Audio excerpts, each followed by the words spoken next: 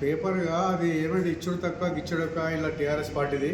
గతంలో మైనార్టీలు కూడా రూలింగ్ రావడానికి కేసీఆర్ ఇందిరమ్మ పేరు చెప్పుకొని రూలింగ్లోకి వచ్చిరు. వాళ్ళు మంచిగా చేయలేదని ఆ రోజు నుంచి ఈ రోజు కూడా ప్రజలకు చేసింది ఏం లేదు.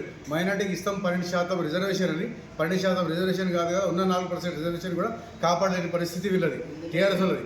మైనార్టీస్లకి ఈరోజు లక్షల ఎకరాల భూమి తెలంగాణలో ఉంటే ఉన్నది.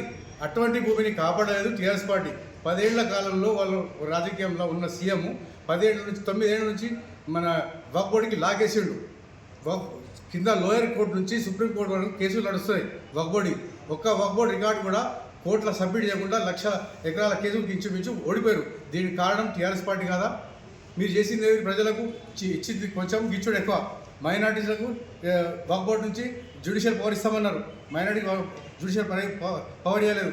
ప్రతి కాలేజీలో కానీ ఎక్కడ కానీ మీడియం అపాయింట్మెంట్ కూడా వీళ్ళు చేయలేదు. మొన్న వచ్చి రేవంత్ రెడ్డి అపాయింట్మెంట్ ఉర్దూ మీడియం స్కూల్లో ఉర్దూ మీడియంకు అపాయింట్మెంట్ ఇచ్చాడు. మీరు తెలుసుకొని మాట్లాడుతున్నారా, తెలియలేకుండా మాట్లాడుతున్నారా? ఇంకా చెప్పడానికి మళ్ళీ ఇంకా ముందునే ఇంతే పేపర్ మూలంగా మీకు చెప్పడం ఏంటంటే, మీరు ప్రజలకు మభ్యపెట్టి మీరు ఏదో చూడమాటలు చెప్పి పూట గడపడానికి మాట్లాడతారు తప్ప ప్రజలకు మీరు మాత్రం చేయరని మాకు తెలుసు. ప్రజలకు కూడా అర్థమైంది మీరేం చేస్తున్నారని. అందుకే ప్రజలు మీకు ఓటేగా మూల కూర్చోబెట్టారు. ఇదే పేపర్ ముఖం తెలియజేస్తుంది.